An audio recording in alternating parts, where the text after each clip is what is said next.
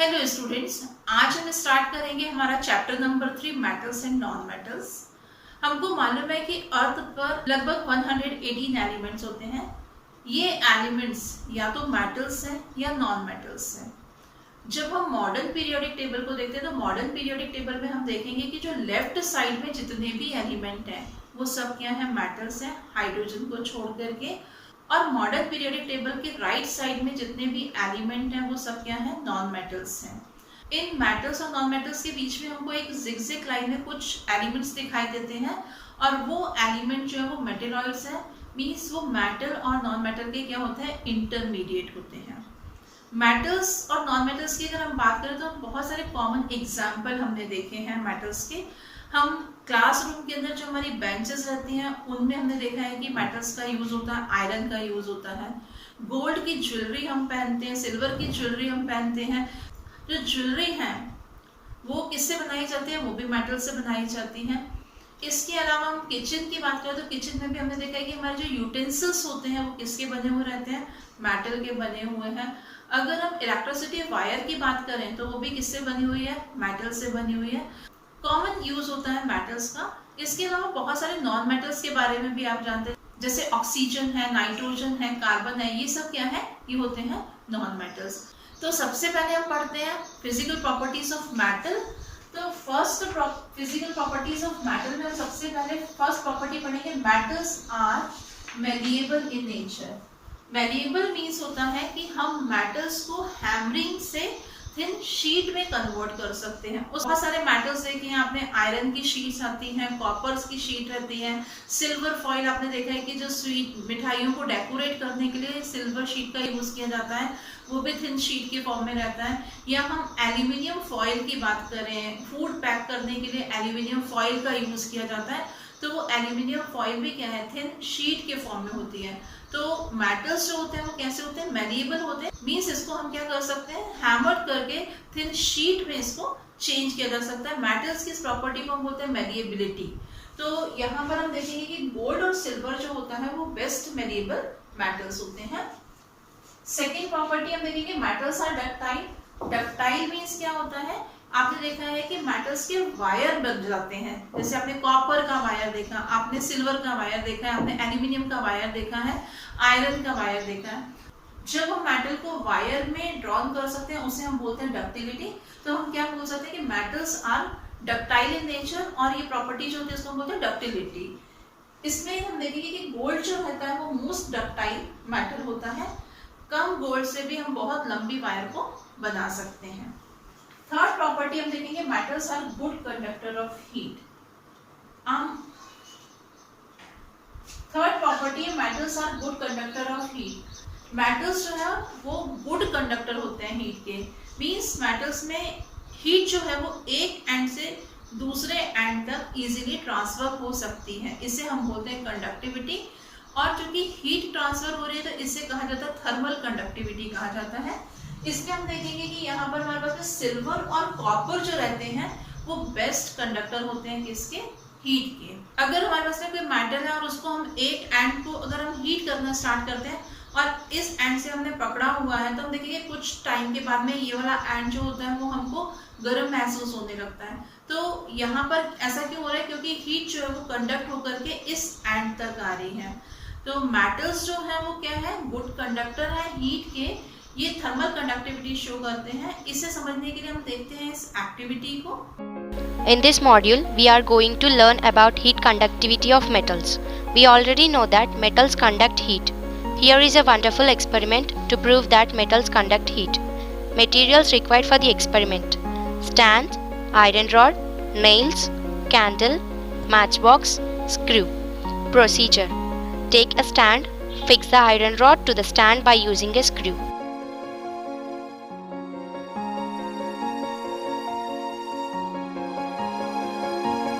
Now fix the nails to the iron rod by using candle wax.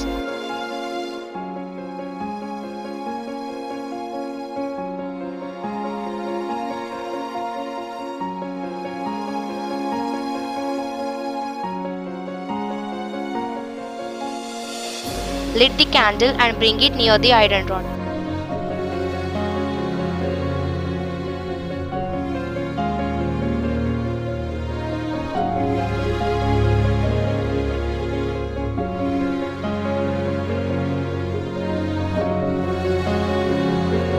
The iron rod gets heated and slowly the nails fell down one by one.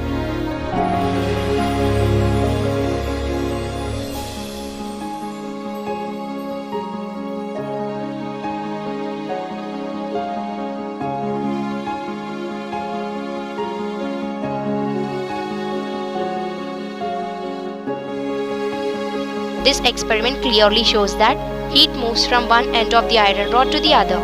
This property is known as conductivity of heat. In this module, we have learned that metals conduct heat. इस activity से आपको समझ में आ गया होगा कि किस तरह से मेटल जो है वो हीट को कंडक्ट करते हैं। नेक्स्ट प्रॉपर्टी है metals are good conductor of electricity. Metals जो हैं वो इलेक्ट्रिसिटी को भी कंडक्ट कर सकते हैं। इससे पहले भी हमने देखा कि मेटल्स जो थे वो हीट को कंडक्ट कर रहे थे, एक एंड से दूसरे एंड तक क्या जाता, हीट जा रही थी। पर मेटल्स जो रहते हैं वो गुड कंडक्टर होते हैं इलेक्ट्रिसिटी के भी, मींस करंट जो है वो one end to another end जो होगा वो क्या होगा, ट्रांसफर होगा। कॉमन से एग्जांपल हम लोगों ने देखा हुआ है कि जो हमारी इलेक्ट्रिसिटी वायर होती है उसके अंदर क्या रहता है, मेटल कॉपर होता है, जो कि क्या है, एक मेटल है। तो आपने देखा है कि वो किस तरह से करंट जो है वो एक एंड से दूसरे एंड तक ट्रांसफर करने का काम करता है। नेक्स्ट प्रॉपर्टी हम देखते हैं metals are lustrous. Lustrous means होता है शाइनिंग। आपने देखा है कि सारे मेटल्स, कॉपर की अपनी शाइनिंग होती है, गोल्ड की अपनी शाइनिंग है, सिल्वर की अपनी शाइनिंग होती है। सभी मेटल्स जो रहते हैं वो क्या करते हैं, शाइन करते हैं। इसके अलावा जो मेटल्स होते हैं उनके ऊपर पॉलिश भी की जा सकती है। जो शाइनी मेटल्स होते हैं, आपने देखा है कि वो मेटल्स जब एटमॉस्फेयर में बहुत लंबे टाइम तक रहते हैं। अगर हम मार्केट से ज्वेलरी लेकर के आते हैं, गोल्ड की ज्वेलरी है, सिल्वर की ज्वेलरी है, या हमने कुछ कॉपर का यूटेंसिल लिया, तो आपने देखा है कि जब वो नया होता है तो बहुत शाइन करता है, लेकिन धीरे धीरे उसकी सरफेस जो होती है वो क्या होती है, डल हो जाती है। क्योंकि एटमॉस्फेयर में जो ऑक्सीजन है वो क्या करते हैं, उसकी सरफेस को डल कर देती है, या हम बोल सकते हैं कि कार्बोनेट की वजह से या सल्फाइड की वजह से ऊपर की सरफेस जो होती है वो कैसी होती है, डल हो जाती है। तो इसे क्लीन करने के लिए हम क्या करते हैं, अगर हम सैंड पेपर से इन मेटल्स को रब करेंगे तो ऊपर जो बनी हुई लेयर होती है वो क्या होती है, हट जाएगी। मेटल जो होगा वो क्लीन हो जाएगा, जिससे फिर से उसकी शाइनी सरफेस जो होती है वो हमको दिखाई देने लगती है।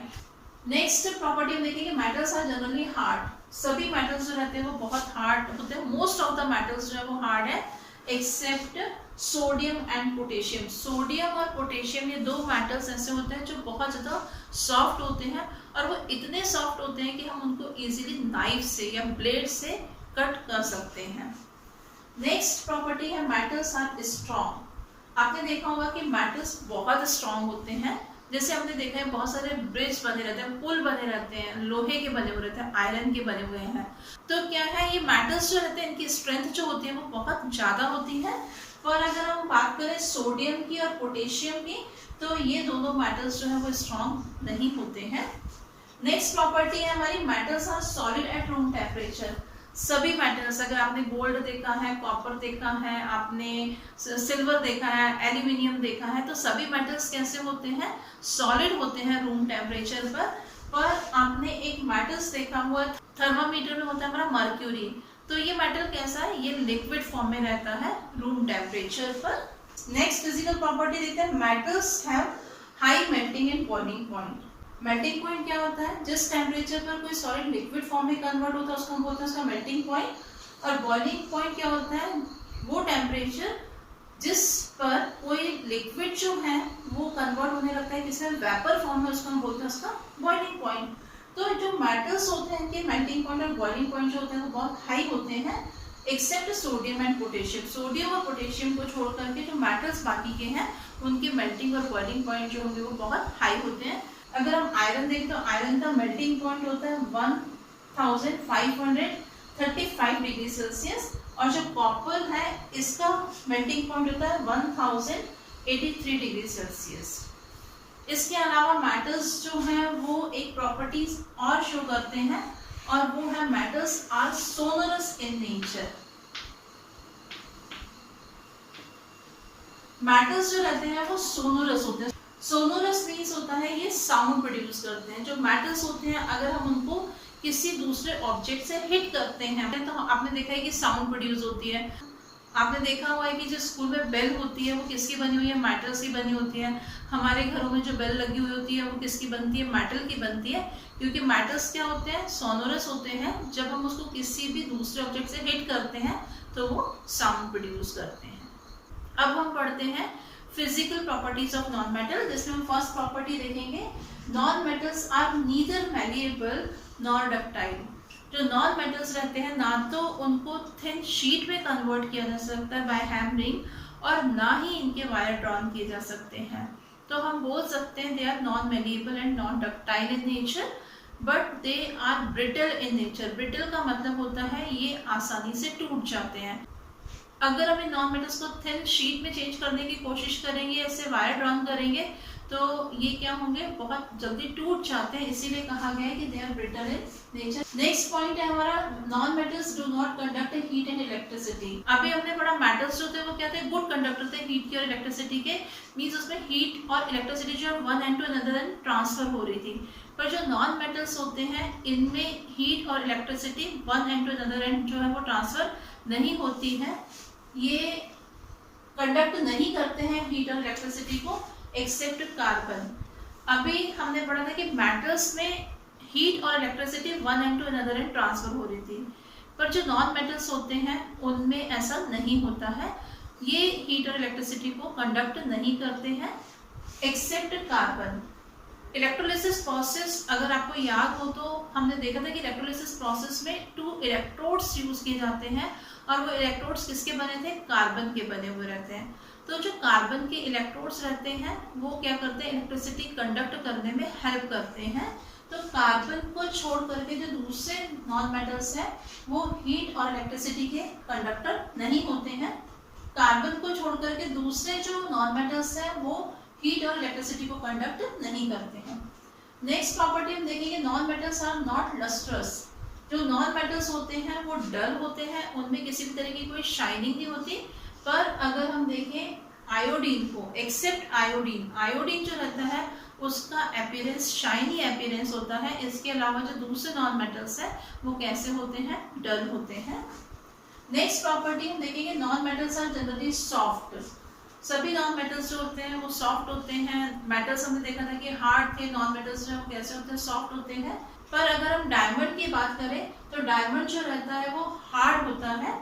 तो डायमंड को छोड़ करके जितने भी नॉन मेटल्स होते हैं वो कैसे होते हैं, सॉफ्ट होते हैं।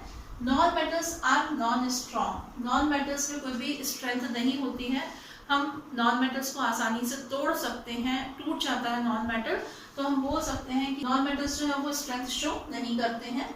Next physical property, non metals में भी सॉलिड, लिक्विड और gases at room temperature. Metals जो थे वो क्या थे, रूम टेम्परेचर पर सॉलिड फॉर्म में थे, मरकरी को छोड़ करके। पर यहाँ पर जो नॉन मेटल्स होते हैं वो तीनों ही स्टेट में प्रेजेंट होते हैं, सॉलिड फॉर्म में भी होते हैं, लिक्विड फॉर्म में भी होते हैं और गैसियस फॉर्म में भी होते हैं। Non metals have comparatively low melting and boiling point. जो नॉन मेटल्स रहते हैं उनका मेल्टिंग पॉइंट और बॉइलिंग पॉइंट जो रहता है वो बहुत कम होता है मेटल्स से कंपैरेटिवली। पर यहाँ पर हम डायमंड का मेल्टिंग पॉइंट देखेंगे तो डायमंड का जो मेल्टिंग पॉइंट होता है वो मोर देन 3500 डिग्री सेल्सियस होता है। 305 डिग्री सेल्सियस से भी ज़्यादा होता है इसका मेल्टिंग पॉइंट। तो डायमंड को छोड़ करके एक्सेप्ट डायमंड बाकी के जितने भी नॉन मेटल्स हैं वो कैसा मेल्टिंग और बॉइलिंग पॉइंट शो कर रहे हैं, लो मेल्टिंग और बॉइलिंग पॉइंट शो करते हैं। और एक लास्ट प्रॉपर्टी हम देखते हैं, non metals are non sonorous in nature. Non metals को अगर हम किसी दूसरे ऑब्जेक्ट से हिट करते हैं तो वो साउंड प्रोड्यूस नहीं करते हैं। तो आज हमने पढ़ा physical properties of metals and non metals. Next class में हम इसी चैप्टर को कंटिन्यू करेंगे। Thank you.